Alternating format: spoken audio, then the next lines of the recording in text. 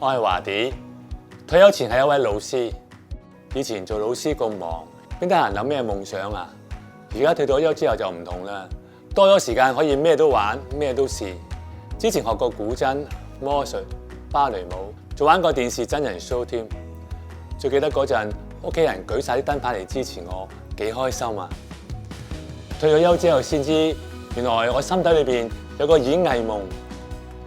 喺玩呢方面我就夠晒大膽，不過理財方面就保守啲。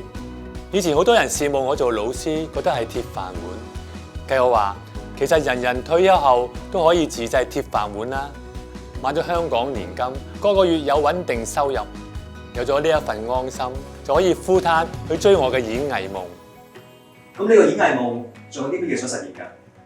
呢幾年都真係試咗好多嘢，但係其實我仲有個好青春嘅目標嘅，就係希望出街嘅時候可以見到有我嘅廣告。之前見到有個朋友喺街有大大張嘅 poster， 幾威啊！冇理由佢得，我唔得㗎。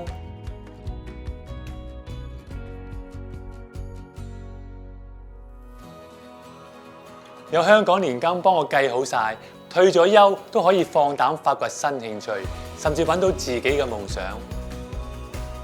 我都計好晒啦，你呢？